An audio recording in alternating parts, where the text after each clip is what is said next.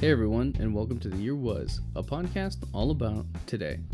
I'm your host Michael Montalvo, and together we take the history train back in time once again to discover what makes today truly unique. For the next few minutes we continue to gather random nuggets of trivia to make you sound smart, or just drop that little fact that makes others stop and say, hey, who invited you? Like seriously, why are you here? On this episode we examine the events that occurred today, June 26th. So we have a couple of topics today that we're going to be going over, and the first one is this. The year was 1498, and on this day, the toothbrush was invented in China. Pinpointing the exact date is not exactly easy. People have been cleaning their teeth for over 1,000 years, and in fact, the ancient Egyptians are thought to have scrubbed their teeth with a powder of ox hooves and eggshells as far back as 5000 BC. Romans actually used frayed sticks, and Greeks used rough cloths. But it wasn't until China began fastening coarse animal hairs onto bamboo or ivory handles did we start to see a more modern design.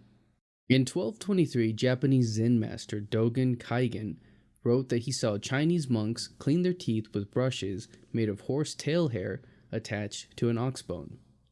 So, if this was in 1223, 275 years before China invented the toothbrush, why is this segment for 1498? Well, it was this year that Emperor Hongji of Ming Dynasty China patented the toothbrush as we know it. Kind of. See, toothbrushes were not widely used or even widely made at this point. It wasn't until 1780 that Englishman William Addis sat in his prison cell thinking of a better way to clean teeth and stumbled upon a familiar method.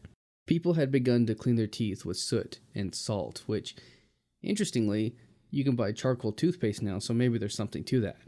Addis carved a handle out of animal bone, made some holes in it, and tied swine bristles to it. And here, the modern toothbrush was created. Kind of. After Addis got out of prison, he started a toothbrush manufacturing business, and he became very rich. He is largely responsible for toothbrushes becoming so mainstream throughout the world. After his death, his company Wisdom Toothbrushes stayed in his family until 1996, and that's an impressive feat, and you can still buy their products today. But let's go back a bit. Toothbrushes, as we know them, did not come around until the 20th century. Nylon was invented in 1938, and by the 1950s, we began to see the toothbrushes that we know and use now. The thing about the toothbrush is that its invention was simple, but it was pivotal to our overall health. Yet it so shaped our lives and become so important to us that in the 2003 Lemelson MIT survey, when asked what invention they could not do without, teens and adults both agreed on the toothbrush. Now, we've talked about films before, and we did an episode on Citizen Kane. This next segment that we're going to do is going to be over another film.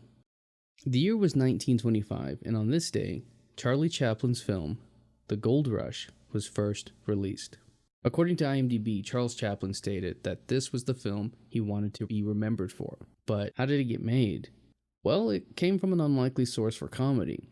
As you can probably tell by the title, The Gold Rush is about a lone prospector seeking fame and the fortune of hidden gold in the Alaskan wilderness.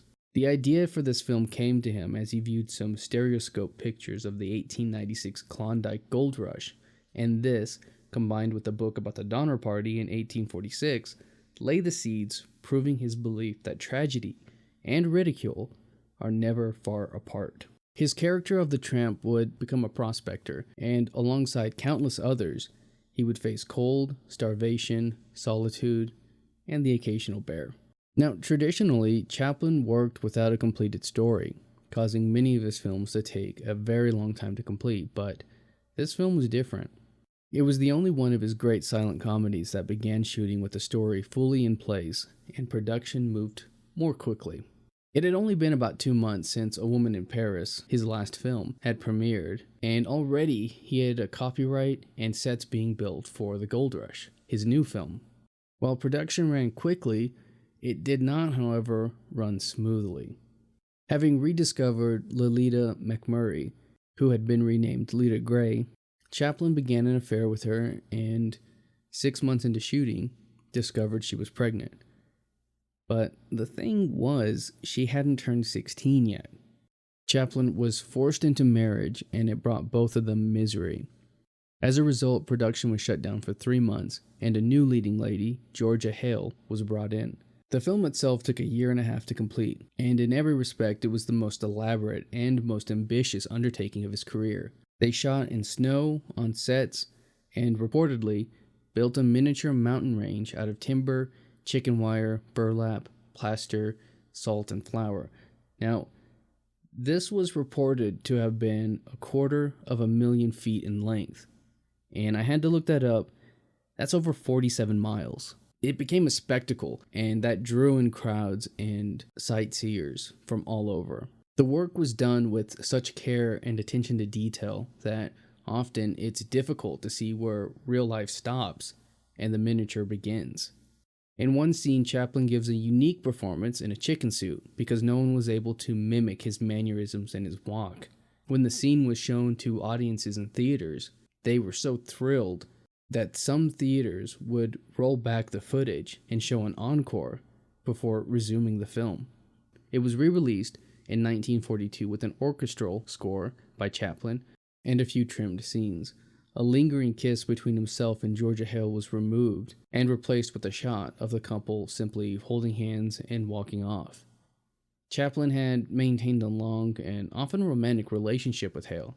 At the time of the re-release, they were no longer together and the scene was removed. Today, The Gold Rush is remembered as one of his best films, and this year marks its 94th anniversary. I've seen The Gold Rush, and it is a good film, although it's been a while since I've really watched it, so at the time of recording, I haven't gone back to watch it, but by the time this is going to be out, I'll have watched it again. It'll be a little bit more fresh in my memory. This last topic, we're going to step to the side a bit and go from the world of film to the world of literature.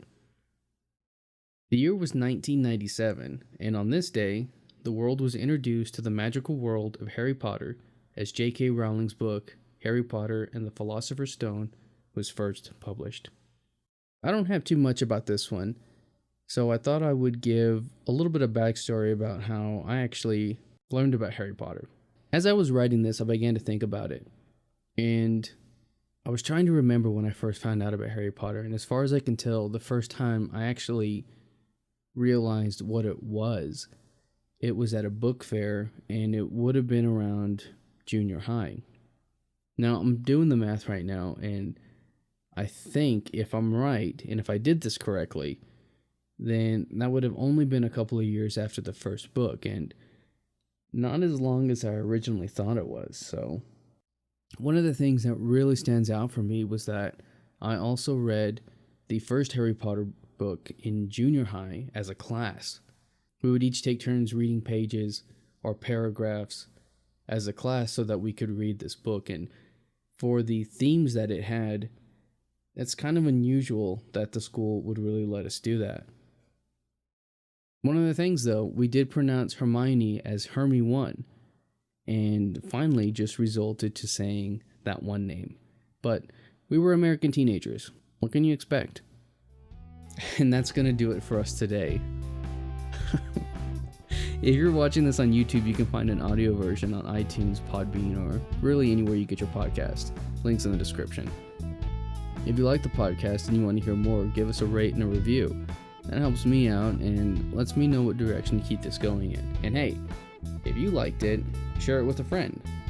They might like it too. You can find me on social media and at YouTube at the Apple Cider Club. And as always, I want to thank the Tim Kreitz Band for our musical theme, and to thank you for listening. We'll see you next time.